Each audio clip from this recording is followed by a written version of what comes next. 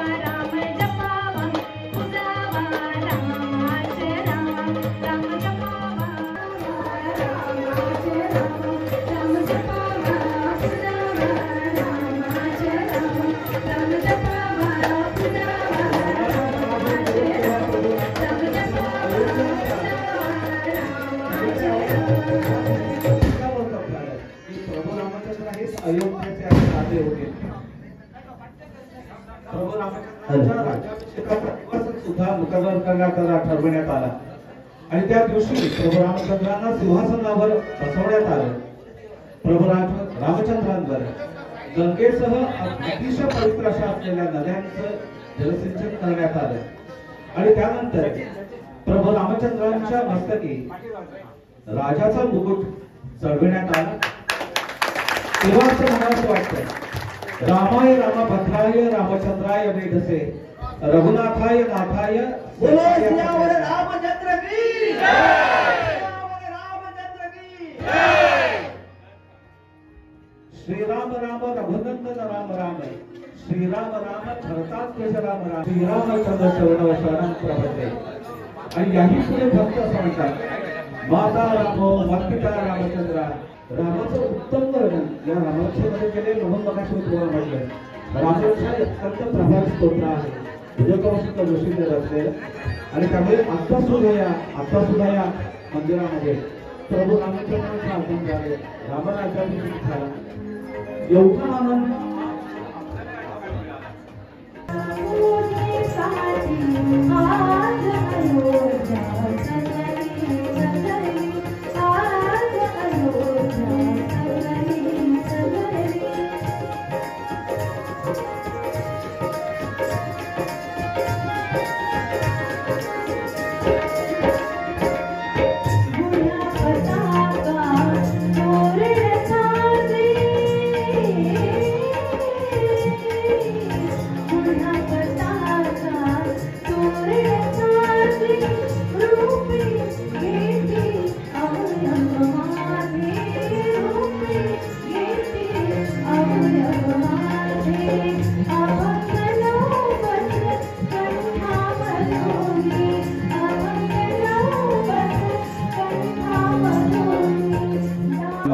रामानासी पारायणं परतं राम सदा सोस्म्यहं रामे चित्तले सदा भवतमे भो रामामंतले.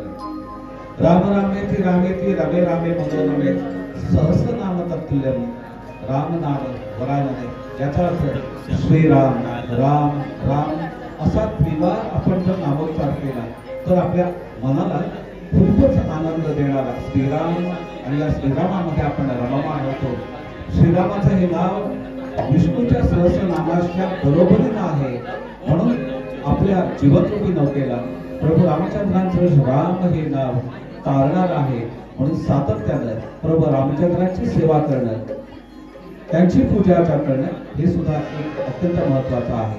आपण शेवटच्या गीताकडे जातो, त्यामध्ये पुन्हा एकदा या ठिकाणी रामाची स्तुती करणारे गीत आहे. हे गीत आपल्यासमोर मोहित सादर करतो आणि या गीताने आजचा हा श्रीराम भजन संध्या कार्यक्रम या ठिकाणी संपन्न होईल.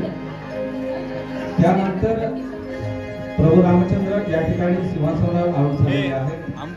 त्यांचं दर्शन कार्यक्रम संपल्यानंतर आपण या ठिकाणी येऊन घेऊ शकता. पण त्याबद्दल या कार्यक्रमाला शेवटचे गीत म्हणजे भैरवी आपल्यासोबत मोहित सादर करते.